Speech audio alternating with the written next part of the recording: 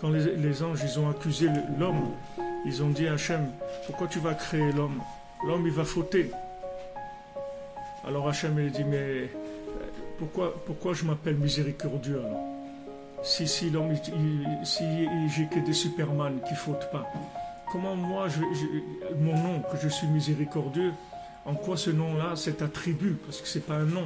Quand on dit Hachem, c'est des attributs, c'est des fonctions d'Hachem. Quand on dit qu'Hachem, il est miséricordieux, comment on va appliquer ça? Sur qui on va appliquer ça? Si on a affaire à des anges, il dit avec vous, je peux avoir la miséricorde? Il n'y a pas, parce que vous êtes des êtres parfaits.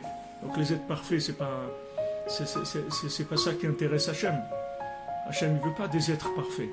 Hachem, ce qu'il veut, en fait, Hachem, ce qu'il attend, c'est qu'il veut une personne qui soit le pire qui ait jamais existé et qui continue à aimer Hachem et avoir envie de faire quelque chose de bien. Voilà l'homme parfait. L'homme parfait, pour que Hachem puisse se révéler dans le monde, c'est qu'il faut que ce soit le bonhomme, le pire qui ait jamais existé, au point de vue comportement, qui soit complètement détruit à tous les niveaux, mais qui veut quand même, et qui dit Hachem, je t'aime et tout, rapproche-moi de toi, et pitié de moi, parce que je t'aime.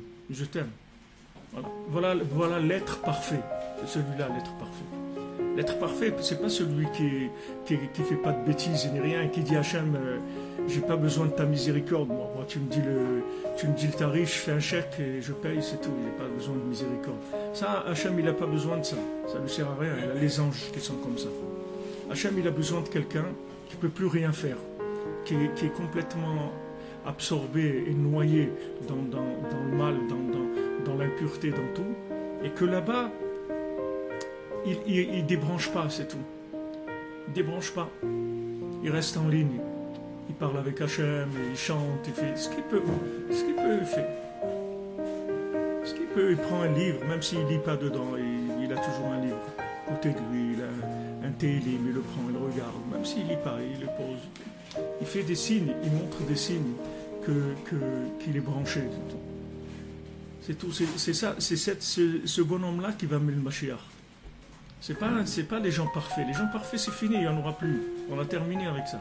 C'est-à-dire des gens parfaits, s'ils n'ont pas réussi, eux, la génération des Tanaïm, des Amoraïm, de la Gemara, qu'ils n'ont pas amené le Mashiach, ça y est, c'est fini. Ça veut dire que des gens, comme on dit les gens bien, il n'y en aura plus.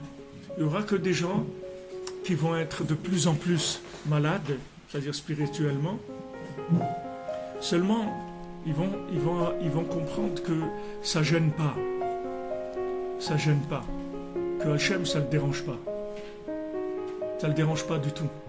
Des gens qui ne sont pas bien, ça ne le dérange pas du tout. Ce qui dérange Hachem, comme Rabbi Nathan dit dans l'écouté de Philote, que ce qui dérange le plus Hachem, c'est-à-dire quelle est la pire des avérotes qui existent, c'est le yush, quand la personne elle se décourage. C'est ça le pire. C'est pas de faire des bêtises, c'est de se décourager, ça c'est le pire qui existe.